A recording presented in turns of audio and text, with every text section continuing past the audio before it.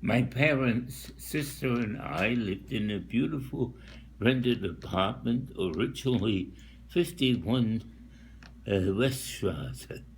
By time of Kristallnacht, the Nazis changed it to 51 Gustavstraße, named after a Nazi who had been killed by a Jew, conveniently located near the main railroad station in Heilbronn.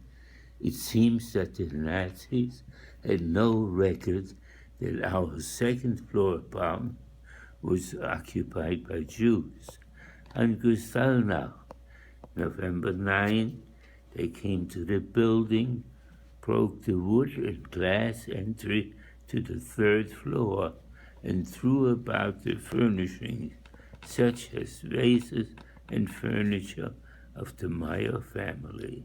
Similarly, they damaged the apartment in the house next door to ours, the warehouse behind ours, and all other apartments in which Jews resided on our street.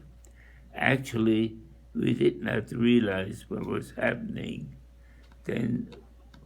For example, in 53 Gustavstraße, the shamus of our shul, Herr Schloss, had an apartment that was damaged. The next morning, November 10th, we thought that something must have burned. Based upon our sense of smell, we assumed that there must have been a fire in the area. We were not bothered by it, however, and I, 17 at the time, boarded a train to Stuttgart to fulfill my role as an apprentice at Freimark und Grünwald, a wholesale and converter of textiles. In my train section were the same people, about 5 or 6 of them, who usually traveled at that time of the day. I have overheard one of my fellow travelers call out about me. Here walks a Jew. He should be arrested and not allowed to be free here. This Jew should not be allowed to walk around. But another person said, leave him alone. He does not bother you. When I arrived in Stuttgart, I proceeded to the office as I would any other day. Once I arrived at the office, I was made aware of what happened. The other employees who were there advised me to return home. The office is closed today, thus I returned to Heilbronn. When I arrived at home, I learned what had happened. The same morning at around 6:30, my father went to his shul, a 20 to 25-minute journey by foot, and became aware that the reform-oriented Central Synagogue, the große Synagogue, a beautiful structure, was on fire. He checked if anything happened to our shul, Adas Yeshurun, a small, unassuming shul. Fortunately, nothing happened yet. It had remained untouched. He was afraid that the Nazis would burn or destroy the Sefer Torah. Since he was the president of the little Beit Saal, he had the keys and could open the doors. Initially, he rescued one Sefer Torah and walked back to bring it to our home. Then he left home again, this time with a wooden wagon, returned to the Beit Saal and rescued 4 more Sefer Torah by wheeling them probably now a 35-minute march march each way to our apartment. I think he covered them with curtains. Truth be told, I'm uncertain as to the number of round trips my father took to retrieve all the Sivre Torah. He took at least 2, but possibly more, and whether he took those trips.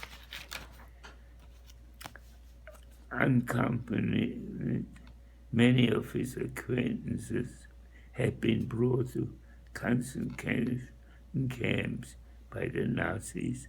It seems that by Friday afternoon, November 11th, the Nazis realized that they had forgotten the small shul and destroyed books and the interior of the Beitzal.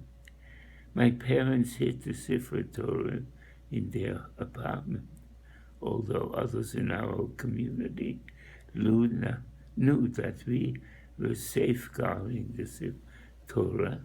No one volunteered to share the responsibility with us.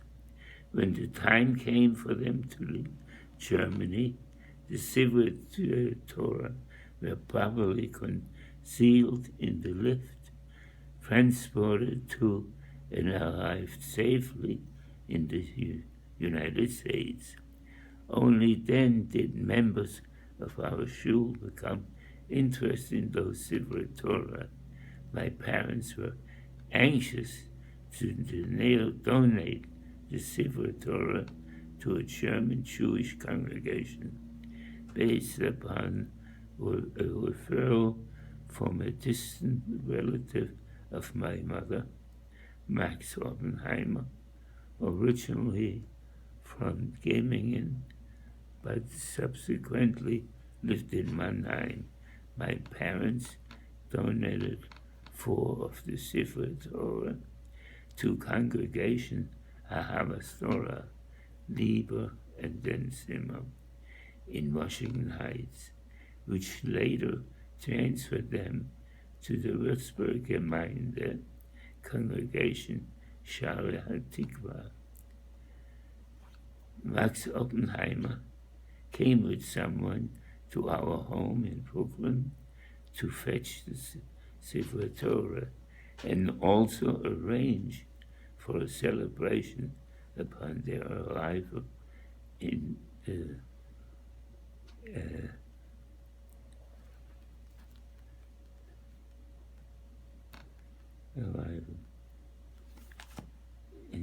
Kehillat Ahavas Torah that we attended.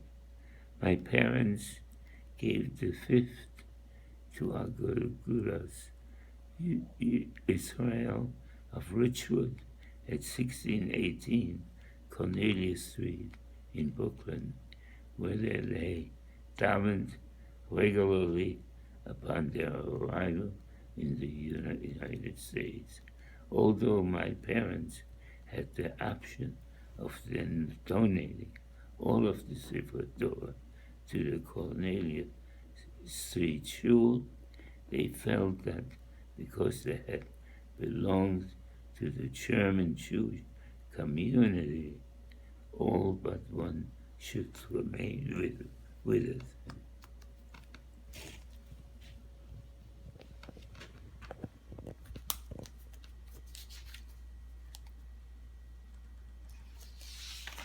Recorded October 7th, 2015.